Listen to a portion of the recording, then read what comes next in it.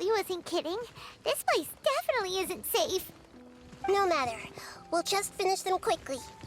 Huh? Are you going to fight too, Nihida? Of course. This is all part of our little trip.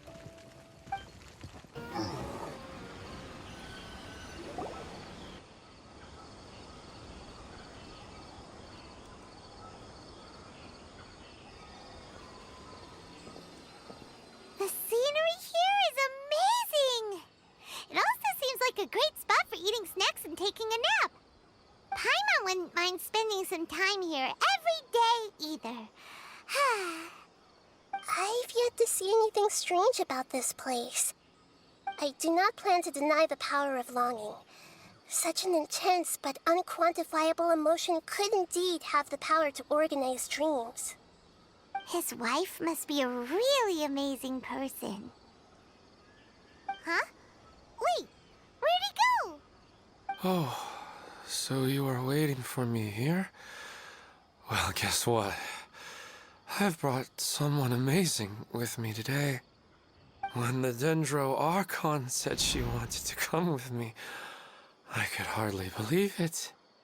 I'll bring Haidar once I'm more familiar with the way here. She's been telling me that she really misses you. Huh? What's wrong with him? There's nobody there. Wait, Minar. Don't go that way. It's dangerous. Uh-oh, he's gonna fall! Catch him!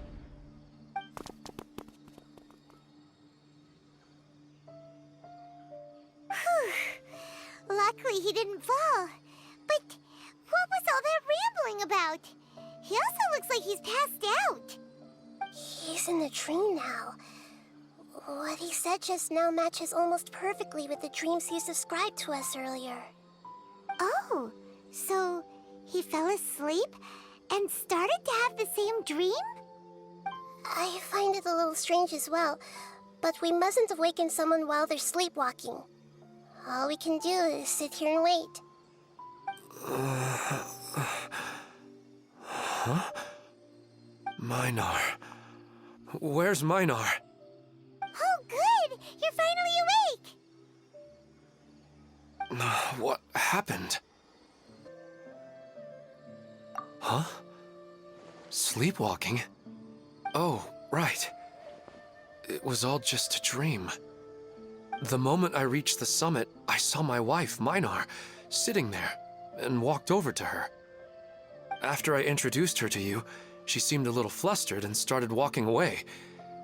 I told her to stop because of the cliff, and then she seemed to suddenly disappear. A strong wind started to blow around me and the sky grew dark. When I realized something wasn't right, I woke up.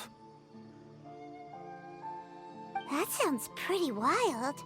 Maybe you were just too tired. I don't think so. I slept a lot yesterday, and I don't feel very sleepy now. Maybe we've affected the way his subconscious constructs dreams by following him here. Anyway, all that matters is that you woke up safe and sound. I think I know what happened now. I'm sorry. If it weren't for you, I would have fallen. Let's head back now. Don't come back to this place again for the time being. Oh, okay. Nihida, what's on your mind? Paimon's a little worried now. We still don't have enough evidence to work off of, so it's hard to draw any reliable conclusions yet. But I'm concerned that Ilmon's case may not be unique to him. Oh, right! Come to think of it, there were lots of people from the event who had vivid memories of their dreams. Right.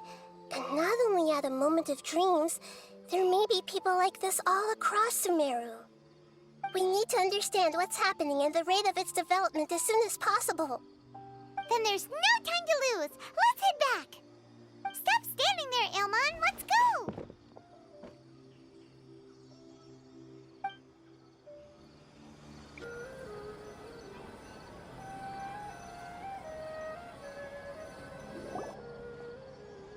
Oh, you're back already. how'd it go? We have an emergency on our hands. Please notify everyone here that while they can continue to discuss their dreams, they mustn't try to visit or recreate the locations and scenes that they have been experiencing in them. What? All right, if that's the wish of the great Dendro Archon. But could you at least tell me what happened? You all look so serious.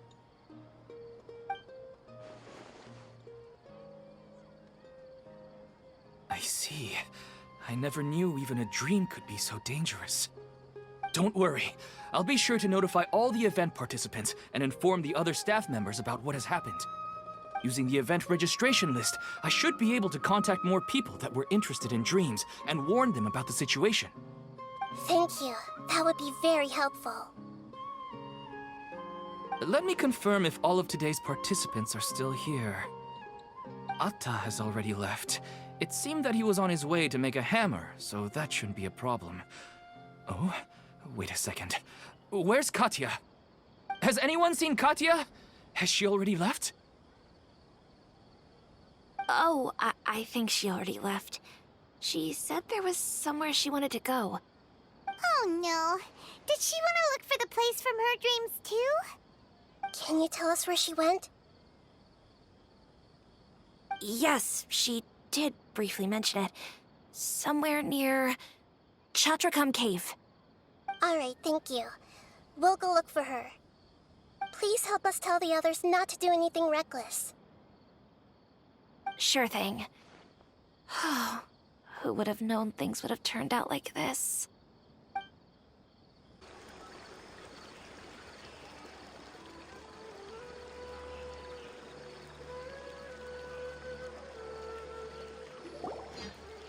Look, she's sitting over there and surrounded by monsters. Come on, let's rescue her!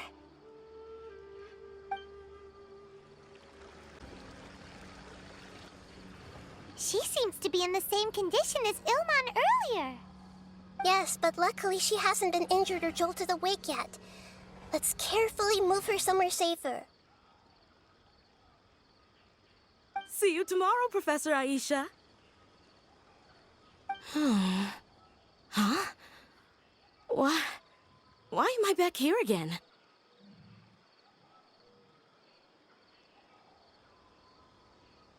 Dreaming? But what about Professor Aisha? Oh, I see. It was all just a dream. Well, that makes sense. After all, it hasn't changed a single bit. Huh? What's it? Nearly 20 years, and it still hasn't bloomed.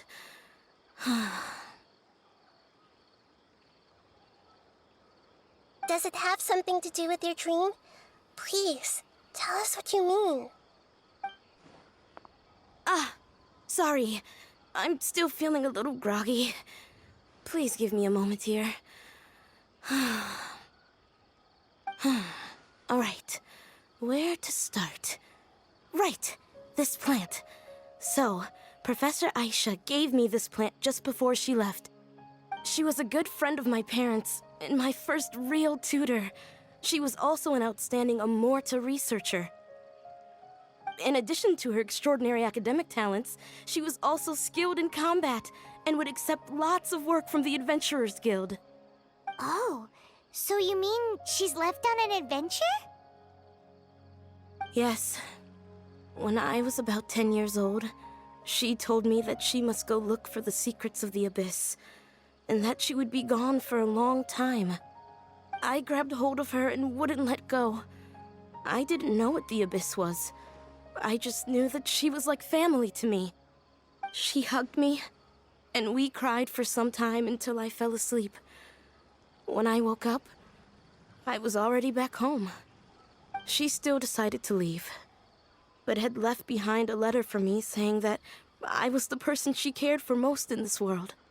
She claimed that investigating the Abyss could help more ordinary people protect the people and things they care about. She had obtained some important evidence during her past adventures. If she didn't set off right away, she might miss the perfect opportunity. Guess Ad Astra Abyssosque isn't just a slogan. She left a seed in the letter, telling me that if it sprouted and bloomed, then she'd come back no matter what sort of risky situation she was in.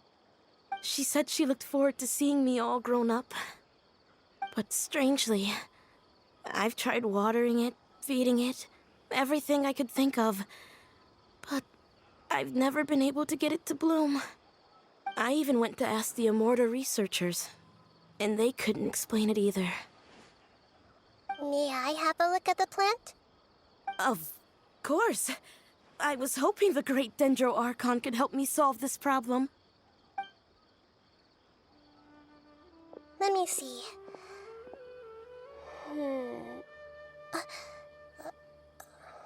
Oh. Huh? We've never seen that look on Nihida's face before.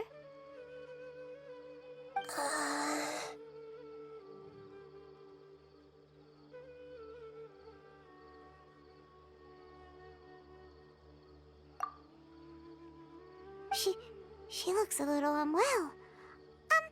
Hold on, we'll be right back.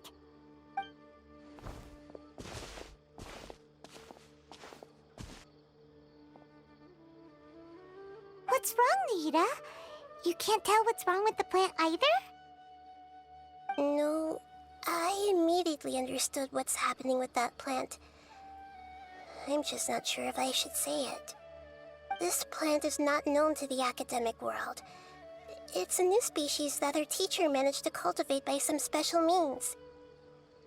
Judging by its features, I can tell from the moment it sprouted it'll never be able to bloom. It can't be. It means that this Professor Aisha she keeps mentioning might have foreseen the danger and was prepared to never return. From my experience observing people, she would undoubtedly regard this as a brutal revelation. When forced to confront such brutal truths, people may break down into tears, talk nonsense, or lose their tempers. I know she has to face the truth, but at the same time, I don't want to hurt her. Tell me, what should I do? Yeah, that's a tricky one. Seems like you've already got a good idea of the feelings she might experience. But wouldn't that mean I'm just pushing it all on you? What if she just gets angry at you instead? It's all right. There are all kinds of people, and the examples you observed are just the most extreme cases. Okay. Thank you. Let's go back and tell her.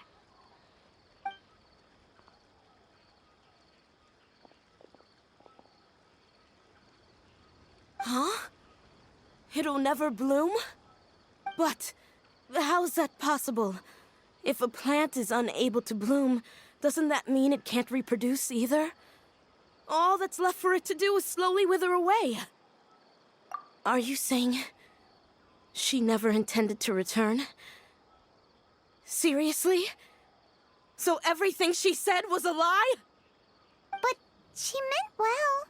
Since the separation was inevitable, she hoped that you would be able to come to grips with such a cruel parting a little later in life.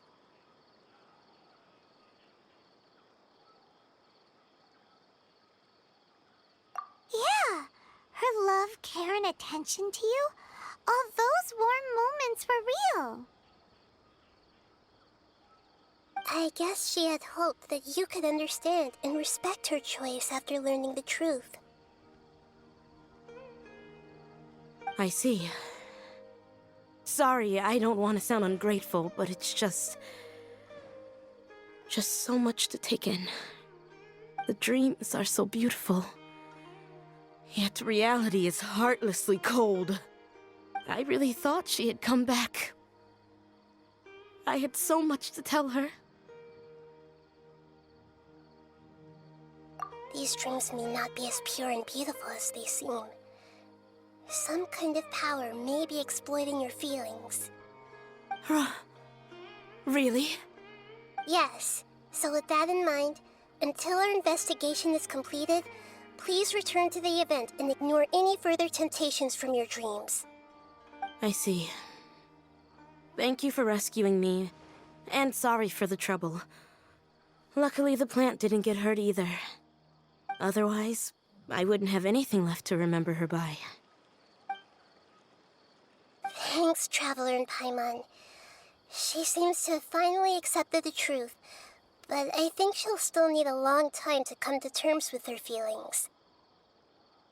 I saw her waver the moment you mentioned love.